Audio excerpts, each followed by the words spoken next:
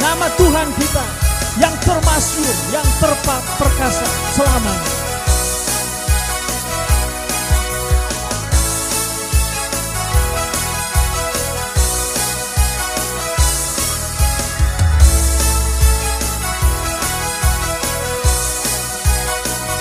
Namanya Tuhan, menara yang teguh, kota benteng perlindunganku,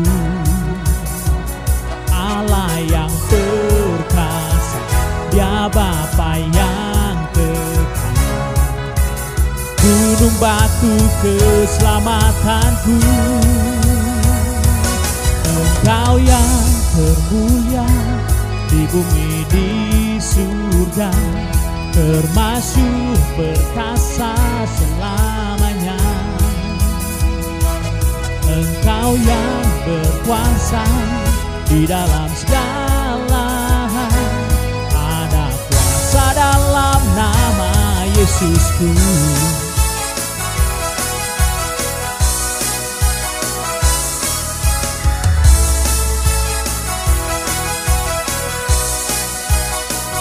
Namanya Tuhan, menara yang teguh, kota benteng perlindunganku, Allah yang perkasa, Dia Bapa yang kekal, gunung batu keselamatanku. Engkau yang termulia di bumi di surga, termasyhur perkasa selamanya. Engkau yang berkuasa di dalam segala hal, ada kuasa dalam nama Yesusku. Engkau termulia di bumi di surga, termasyhur perkasa selamanya. Engkau yang berkuasa di dalam segala hal, ada kuasa dalam nama Yesusku.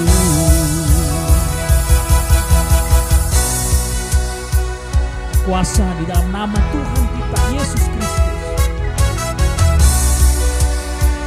Nama di atas segala nama, di atas segala nama, nama yang telah membebaskanku. Segala kuasa tunduk pada nama itu, Yesus Tuhan segala Tuhan. Engkau yang termulia di bumi di surga, termasyhur perkasa selamanya. Engkau yang berkuasa di dalam segala hal, ada kuasa dalam nama Yesusku. Engkau yang termulia di bumi di surga, termasyhur perkasa selamanya. Engkau yang berkuasa di dalam segala hal, ada kuasa dalam nama Yesusku. Ada kuasa dalam nama Yesusku.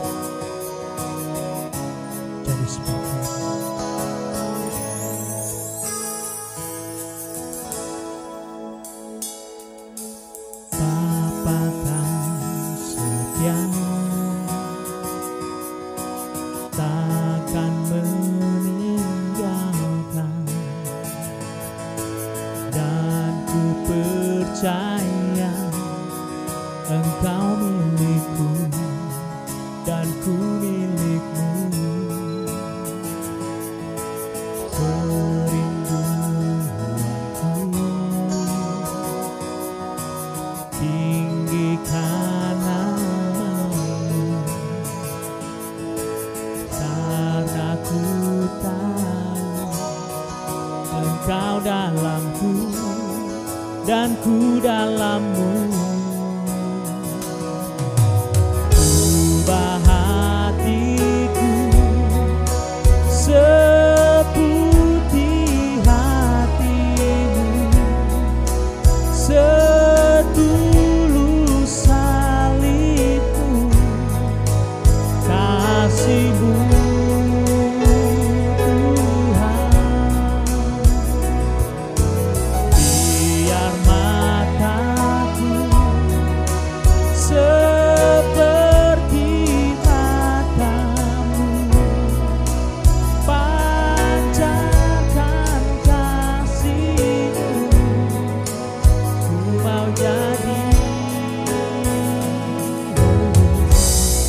sepertimu.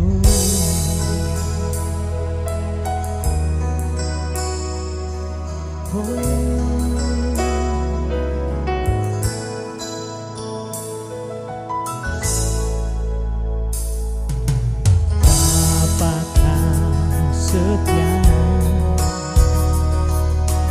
takkan meninggalkan, dan ku percaya Engkau milikku dan ku milikmu.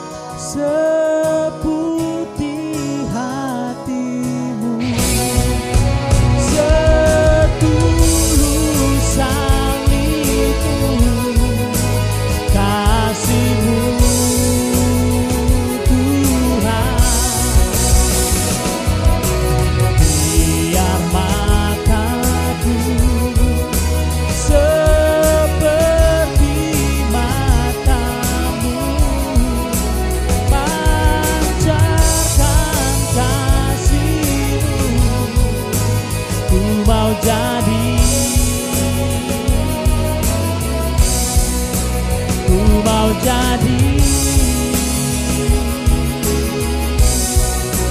ku mau jadi, ku mau jadi, ku mau jadi sepertimu.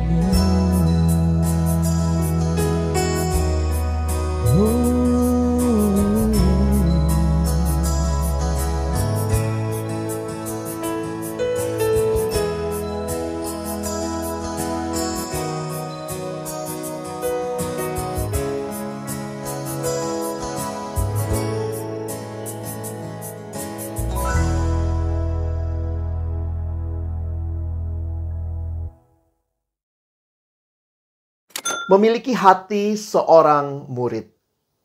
Kekristenan bukan sekadar sebuah agama, tetapi adalah relasi yang hidup dengan Allah di dalam dan melalui Tuhan Yesus Kristus. Christianity is not just a religion, it's a relationship with God through Jesus Christ. Kutipan ini mengingatkan kita betapa pentingnya memiliki relasi dengan Yesus sebagai Tuhan dan Juru Selamat satu-satunya dalam kehidupan kita. Dan tentunya, bukan hanya sampai di situ. Relasi ini harus menjadi relasi yang kita bangun terus sebagai orang-orang muda yang mengikut Dia, yaitu sebagai muridnya.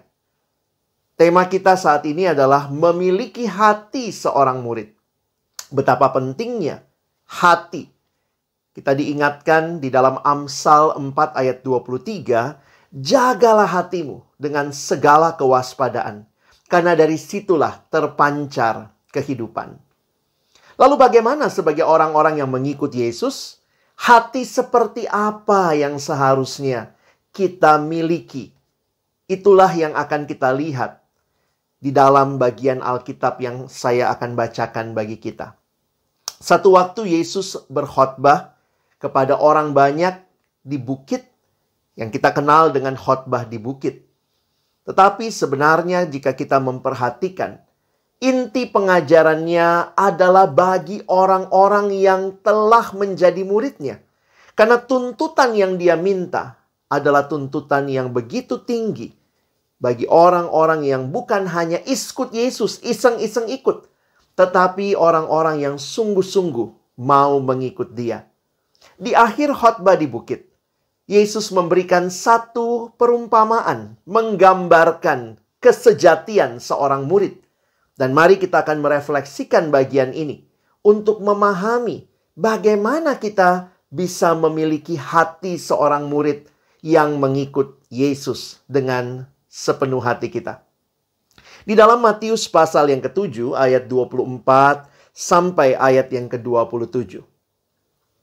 Setiap orang yang mendengar perkataanku ini dan melakukannya, ia sama dengan orang yang bijaksana yang mendirikan rumahnya di atas batu, kemudian turunlah hujan dan datanglah banjir, lalu angin melanda rumah itu.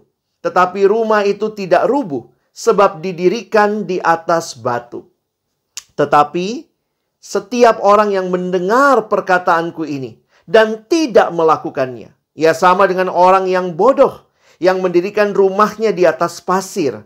Kemudian turunlah hujan dan datanglah banjir, lalu angin melanda rumah itu, sehingga rubuhlah rumah itu dan hebatlah kerusakannya. Teman-teman yang dikasihi dalam Tuhan Yesus Kristus, ayat ini menjadi bagian akhir dalam khotbah Tuhan Yesus di bukit. Setelah dia menyampaikan pengajaran yang begitu dalam, dia menutup dengan perumpamaan tentang dua jenis orang. Yang pertama dikatakan adalah orang yang bijaksana. Siapakah mereka? Yang bijaksana adalah orang yang mendengar perkataan Yesus dan melakukannya. Dan yang kedua adalah orang yang bodoh. Orang yang sama-sama mendengar tetapi tidak melakukan. Sehingga kita bisa menggambarkan dua gambaran ini dengan perumpamaan yang Tuhan berikan tentang orang yang membangun rumah Keduanya membangun rumah, tetapi yang satu membangunnya di atas batu, yang satu membangunnya di atas pasir.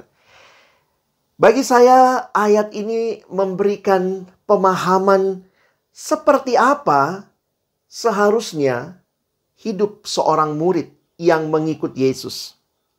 Kalau kita memperhatikan ayat-ayat ini, nampaknya Yesus tidak hanya ingin orang-orang sering mendengar perkataannya. Hati seorang murid bukanlah yang penuh sekadar ajaran semata, tetapi kehidupannya pun menjadi kehidupan yang berpadanan dengan ajaran yang sudah dia dengarkan. Dan inilah bagian yang menarik dalam kehidupan sebagai seorang murid. Banyak orang yang mengaku murid Yesus, banyak orang yang mengaku Kristen, tetapi apakah dia memiliki hati seperti yang Yesus kehendaki? Hati seorang murid yang bukan hanya tahu banyak ajaran, tetapi benar-benar melakukan, menghidupinya di dalam kesehariannya. Jika kita melihat dalam bagian yang lain, ketika Tuhan Yesus mengatakan kepada murid-muridnya berkaitan dengan orang Farisi. Mari kita lihat Matius 23. Di dalam Matius 23, kita akan melihat di dalam ayat pertama sampai dengan ayatnya yang ketiga. Matius 23 ayat 1 sampai ayat yang ketiga. Maka berkatalah Yesus kepada orang banyak dan kepada murid-muridnya, ahli-ahli Taurat dan orang-orang Farisi telah menduduki kursi Musa. Sebab itu turutilah dan lakukanlah segala sesuatu yang mereka ajarkan kepadamu. Tetapi janganlah kamu turuti perbuatan-perbuatan mereka, karena mereka mengajarkannya, tetapi tidak melakukannya. Apa perbedaan mendasar antara murid Yesus dan orang Farisi? Jika kita melihat ayat ini jelas sekali bahwa murid Yesus dan orang Farisi adalah orang-orang yang mendengarkan ajaran, yang tahu ajaran, tetapi letak perbedaannya juga sangat jelas. Yang dikatakan Farisi, Yesus katakan mereka mengajarkan tetapi tidak melakukan. Wow, ini yang sangat membedakan. Sementara murid adalah orang-orang yang tahu ajaran itu dan kemudian melakukannya. Dan ini menjadi perbedaan yang sangat mendasar di dalam kehidupan seorang murid yang berkata, Tuhan, aku mengikut Engkau. Kita bukan hanya senang dengan ajaran-ajaran Yesus, tetapi apakah hidup kita juga telah sepadan dengan ajaran yang kita terima dari Yesus? Ini menjadi bagian yang penting mengingatkan kita perbedaan yang sangat mendasar. Apakah kita hanya jadi orang Farisi? Memiliki hati Farisi yang tahu banyak hal, sering ikut ibadah, dengar banyak khotbah, tapi nggak ada perubahan. Atau kita melihat seperti yang Yesus kehendaki. Kepada murid-muridnya, dia katakan, jangan ikuti kehidupan Farisi. Karena mereka mengajarkan tapi tidak melakukan. Maka bagi murid tentunya kita harus memahami ajaran itu dan menghidupinya di dalam keseharian kita. Injil Matius banyak mengingatkan kita bahwa murid sejati bukan hanya tahu ajaran, bukan hanya tahu kebenaran, tetapi bagaimana ajaran kebenaran itu benar-benar mewujud nyata dalam keseharian hidupnya. Karena dia melakukan kebenaran itu. Di dalam Matius pasal 7 ayat yang ke-21, Tuhan Yesus berkata, bukan setiap orang yang berseru kepadaku, Tuhan, Tuhan, akan masuk ke dalam kerajaan sorga, melainkan dia yang melakukan kehendak Bapa-Ku yang di sorga.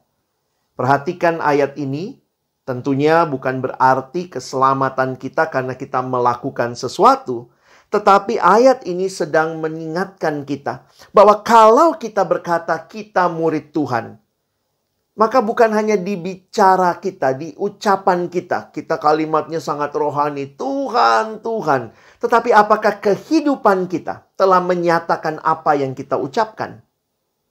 Hari Minggu bisa begitu kudus, ngomongnya luar biasa. Kalau kepentok, haleluya. kejedot Maranatha, tetapi hari lain. Apakah kita benar-benar menyatakan kehidupan sebagai seorang murid yang nampak dalam hidup kita, di mana hidup kita akan jadi berkat juga bagi orang-orang yang melihat kita. Bukan setiap orang yang berseru kepadaku Tuhan, Tuhan akan masuk ke dalam kerajaan sorga, melainkan dia yang melakukan kehendak Bapakku yang di sorga. Hidup seorang murid, hatinya bukan hanya senang dengan banyaknya ajaran, bukan hanya senang dengan tampilan yang rohani, tetapi kesehariannya menunjukkan kerohanian itu menjadi bagian kehidupannya. Tidak heran di akhir dari Injil Matius, Tuhan Yesus berkata kepada murid-muridnya, "Pergilah, jadikanlah semua bangsa muridku dan baptislah mereka dalam nama Bapa dan Anak dan Roh Kudus." Perhatikan, Matius 28 ayat 20. "Dan ajarlah mereka melakukan segala sesuatu yang telah kuperintahkan kepadamu." Hati seorang murid adalah hati yang melakukan apa yang telah diajarkan. Bukan hanya hati yang senang dengan berbagai ajaran, hati yang senang dengan begitu banyaknya khotbah yang didengar saja, tetapi kehidupannya menjadi kehidupan yang melakukan segala yang telah diperintahkan. Ini menjadi peringatan bagi kita untuk benar-benar memiliki hati yang seperti yang Kristus kehendaki. Hati seorang murid yang melakukan segala yang diajarkan kepada mereka. Yuk kita coba cek hidup kita ya. Apakah kita memiliki hati seorang murid? Hati yang siap diajar, tetapi juga hati yang siap melakukan apa yang telah kita terima. Teman-teman, banyak orang yang tahu ajaran-ajaran yang penting. Tetapi apakah kita sudah melakukannya dalam keseharian kehidupan kita? Banyak orang misalnya mengerti, wah penting sekali membaca firman Tuhan. Ada yang berkata, ya benar, firman-Mu itu pelita bagi kakiku, terang bagi jalanku, hafal ayatnya. Bisa sebutkan bahkan Mazmur 119 ayat 105, betul alamat ayatnya. Tapi pertanyaannya, apakah dalam kehidupan keseharian teman-teman sekalian, engkau sudah melakukan apa yang kau pahami? Tuhan menghendaki kita mengampuni satu sama lain. Ampunilah seorang akan yang lain apabila yang seorang menaruh dendam terhadap yang lain. Kita tahu ayatnya, oh Tuhan mengatakan demikian, bahkan mungkin kita sudah pernah membagikannya. Tetapi sudahkah kita menghidupinya? Kehidupan yang benar-benar belajar mengampuni, belajar mengasihi. Kita tahu berdoa itu penting, tetapi apakah kita juga telah melakukan dan menikmati kehidupan doa kita? Jangan cuma jadi Farisi, tahu banyak, tetapi jadilah murid yang melakukan apa yang kita tahu. Kita paham menjadi seorang murid adalah seorang yang harusnya terus menikmati relasi dengan Bapa. Tapi apakah juga kita telah menikmatinya di dalam keseharian kehidupan kita? Tuhan tidak memanggil kita jadi Farisi. Tuhan memanggil kita menjadi murid. Mari evaluasi lagi kehidupan kita. Dan mari bangunlah hidup yang benar-benar melakukan firman Tuhan. Mencintai Dia di dalam keseharian kita. Itulah hidup, hati dari seorang murid yang mengikut Tuhan di dalam kesehariannya. Sehingga bagi orang muda, maka ini menjadi ujian bagi kita. Apakah kita sudah memiliki hati seorang murid? Tuhan membaharui hidup kita. Dan Dia memanggil kita untuk menjadi berkat juga di tengah-tengah kehidupan sehari-hari. Kita tidak hanya dipanggil jadi murid bagi diri kita sendiri, tetapi menjadi garam dan terang di dalam dunia ini. Hadir memberi warna di sekitar kita. Murid yang ketika dia hadir, dia tidak lupa bahwa dia adalah murid Kristus. Dan ketika dia hadir, dia pun membawa pembaharuan bagi lingkungan di sekitarnya. Hati seorang murid harus terus kita pupuk, harus terus kita bangun. Dan percayalah, Tuhan memberikan kepada kita 3 hal untuk membangun hati seorang murid. Pertama, Tuhan memberikan Roh-Nya yang kudus. Roh Kudus-Nya diberikan tinggal diam di hati setiap kita yang percaya kepada Yesus sebagai satu-satunya Tuhan dan Juru Selamat. Roh Kudus diam di hati kita, memimpin kita untuk boleh hidup seturut dengan kehendak Tuhan. Yang kedua, Tuhan memberikan kita firman-Nya. Firman Tuhan adalah bagian yang mentransformasi kehidupan kita. Dikatakan di dalam 2 Timotius pasal yang ketiga, ayatnya yang ke-16. 2 Timotius 3 ayat yang ke-16 mengatakan, segala tulisan yang diilhamkan Allah memang bermanfaat untuk mengajar, untuk menyatakan kesalahan, untuk memperbaiki kelakuan, dan untuk mendidik orang dalam kebenaran. Apakah kita telah menjadikan firman Tuhan pelita bagi kaki kita, terang bagi jalan kita, pedoman dalam hidup kita? Karena firman Tuhan diberikan untuk menolong kita tetap berjalan di dalam kehendak Tuhan. Tetap memiliki hati seorang murid di tengah-tengah dunia dengan berbagai tantangannya saat ini. Dan yang ketiga, Tuhan memberikan kita komunitas. Komunitas orang-orang percaya yang sama-sama mau hidup bagi Allah. Komunitas orang-orang percaya, anak-anak Tuhan, anak-anak muda yang mencintai Tuhan. Hati kita perlu diselaraskan bersama-sama dengan mereka yang juga mengasihi Tuhan. Seringkali perjuangan kita tidak mudah, teman-teman. Karena kita ada di dalam dunia di mana banyak orang yang mungkin hatinya tidak mau menjadi murid Tuhan. Hati yang berontak kepada Tuhan. Dan bayangkan ketika kita hidup bersama dengan orang-orang seperti itu, maka mungkin sulit sekali bagi kita untuk hidup benar, hidup jujur. Seorang adik yang pernah saya layani datang dan pernah dia bercerita, Kak Alex, saya sulit sekali keluar dari rokok. Saya tanya sama dia, siapa teman-temanmu? Wah, barulah dia cerita, iya Kak, semua teman saya merokok. Kalau begitu, masalahnya mungkin kamu perlu ganti teman, begitu ya. Wah, tapi susah Kak, kami udah klop banget. Kecuali dalam hal rokok, begitu ya. Sehingga pergumulannya adalah saya katakan, mari belajar untuk mencari teman yang membawa kamu juga dalam hal yang positif.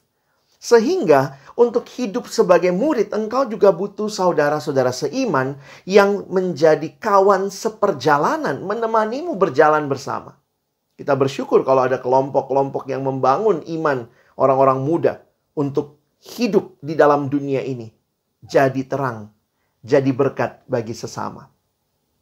Hati seorang murid perlu dijaga. Dijaga dengan tetap taat kepada pimpinan Roh Kudus. Dijaga dengan menjadikan firman Tuhan pelita bagi kaki kita, terang bagi jalan kita. Dan dijaga dengan kehadiran saudara-saudara seiman yang berjalan bersama-sama untuk hidup sebagai murid Tuhan. Mari kita merindukan terus memiliki hati seorang murid yang akan terus hidup bagi Allah dan juga bagi sesama. Tuhan memberkati kita.